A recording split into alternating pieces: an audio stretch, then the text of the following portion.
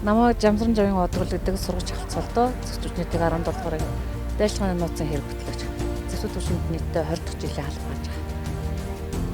Цэргийн албыг хүн бол янз бүр өөр өөрснийхөө сонирхлоор сонирхдаг. Миний хувьд бол одоо нийтлэг гэдэг ч юм уу ер нь бол цэргийн хувцастай эгчнэр ах нарыг харах нь бол надад хамгийн гайхалтай зүйл байсан учраас би хизээ нэгэн цаг эдгээр шиг болох юмсан гэсэн мөрөөдөл үргэлжлэлээр алчийн сургалт ирсэн. Тэгээд тэднийтэйг айлхан муу зэрэгцээ тэднийхээ дундаараа албааж явж байгаа маш их бахархдаг. Би 2016 онд энэ анги шилж томилогдож ирсэн. Тэгээд зүрхний 17 дугаар ангид бол асар ариун баялаг төвөгтэй. Улмарын говийн улаан төвийн одонд Монголын говийн барилгачин хошууч генерал Жүвдэр Намжлын нэрэмжид зүрхнийтэйг 17 хэмээх сайхан ангид бол томилогдож ирээд одоо хүртэл сайхан долныхоо дунд мөр зэрэгцээд албааж байгаа. Манай анги бол гайхалтай сайхан ариун төвөгтэй мөн үр зориултынхаа хувьд бас онцлогтой. Бид нар бол бүтээн байгуулалтанд бол хамгийн түрүүн номер 1 ордог анги бол манай анги. Мөн бид нар байлдааны явцад ч гэсэн байлдааны цагийн үед ч гэсэн бид нар бусад нутгийн хороотой айлхан байна л үүрч болцгоо цагийн байдлаас л оролцож байна. Манай ангийн хувьд энэ жилийн төвчний нэгдсэн төлөвлөгөөний дагуу байлдааны уралдаан таагдаг хэрийн сургуулийг бий болгохын хувьд амжилттай зохион байгуулад өнөөдөр дууссан. Байлдааны уралдаан таагдаг хэрийн сургуулиар тухайн цэргийн албаагчийг цагийн үүрч болцшгүй нөхцөл байдалд алгажуулах сургах анги байгууллагын чигтрэлтийг хангах зорилготой байлдааны уралдаан таагдаг хэрийн сургуулийг анги болгох зохион байгуулдаг. Манай анги энэ жил ангиудаас төрүүлж гарч ирээд 6 хоногийн хугацаатай сургалтаа зохион байгуулаад өнөөдөр амжилттай тусч байна.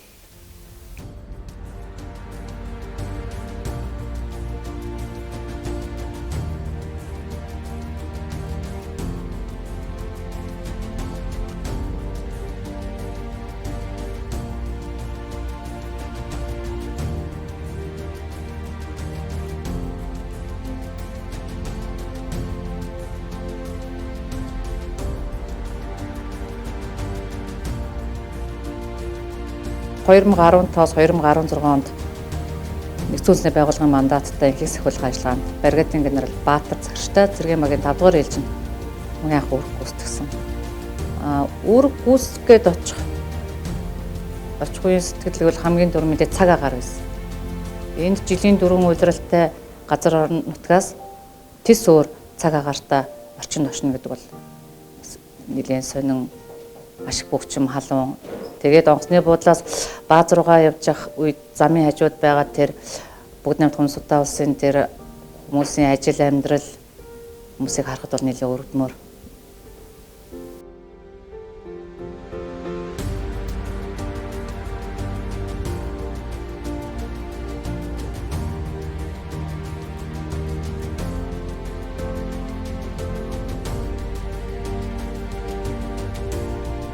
Дараагийн ажиллагаа маань зэвсэгчнийтэйг 17 дугаар анги дайрчилгааны нууцын хэрэг хөтлөгчөөр томилогдож ирээд 2020-2021 онд Урандаа Баатар Цагштай цэргийн багийн 10 дугаар ээлжинд үүрэг гүйцэтгсэн.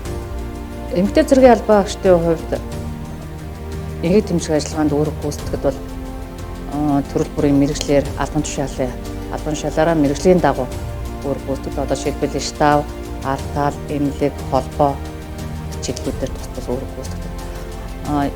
Үүрэг гүйцэтгэх явцад бол эмэгтэй цэргийн албаагч, эрэгтэй цэргийн албаагчтайгаа яг л адилхан. Цагийн байдал үүссэн үед бууга уул каска өмсөв тийм ээ. Яг л адилхан тэднэртэйгээ мөр зэрэгсэж үүрэг гүйцэтгэдэг. Бас нэг давуу тал нь юу эмэгтэй цэргийн албаагч маш их төсвөртэй. Ер нь аливаа байдалд ер нь дасан зогсох чадвар их өндөртэй юм болов төсвөр төвчээртэй. Ер нь эртүүдээс илүү их зарим үед бол илүү их төсвөр төвчээр бол цэргийн албаагчдаас гардаг. Эмэгтэй хүний хувьд хүний нутагт үүрэг гүйцэтгэх үед бол хамгийн хэцүү мэдээж гэр орноо санахаар гэрээ санах, үр хүүхдээ санах энэ бол мэдээж байдаг. Хэдэн 100 км-ийн цаана байгаа улсууд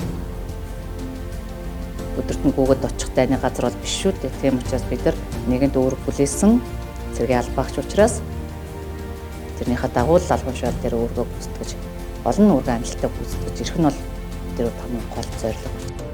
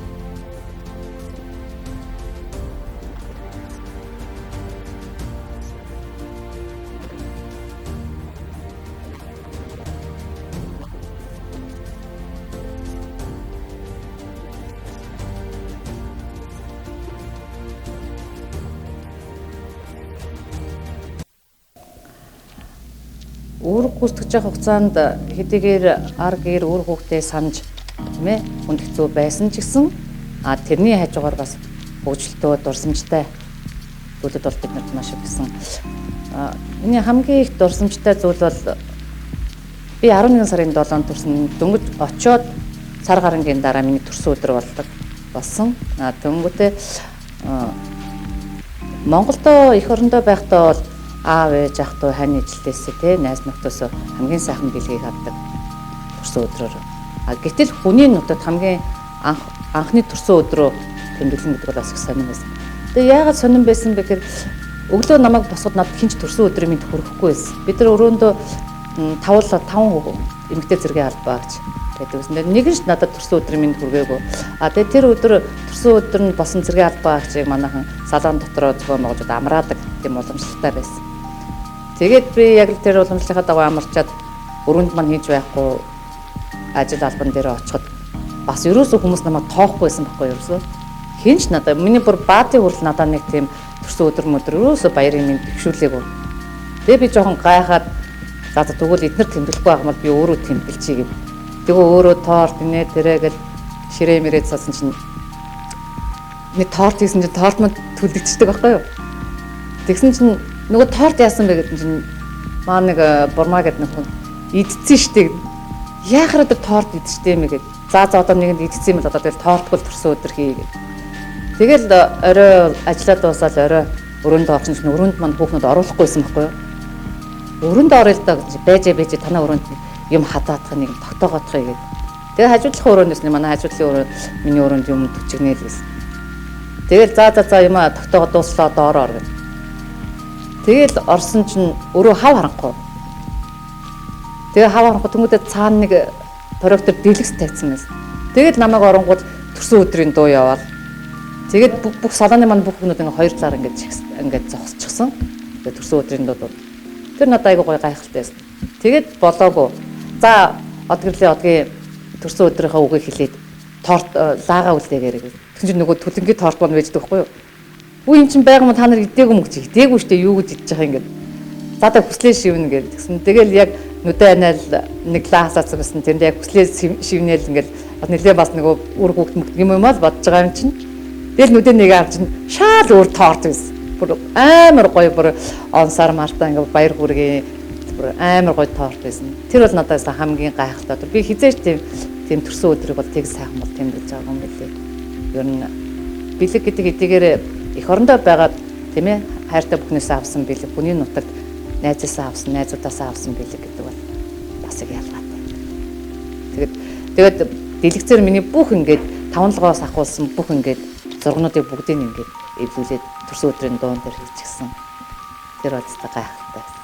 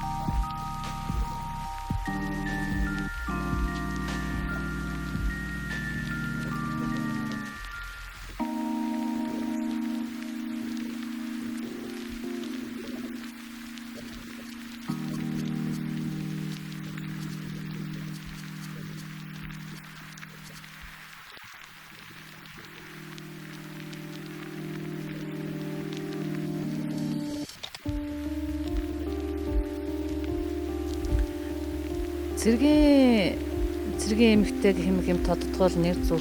Энэ бол нөхөр өөрөө гайхалтай алба. Энэ цэргийн эмэгтэйчүүдэд одоо манай зэсүүд хүчинд үнэхээр урлаг, спорт, эзэмсэн мэрэгчлэрээ мэрэгсэн дадлага чадвартай мундаг гайхалтай бүсгүүчүүд маш их байдаг.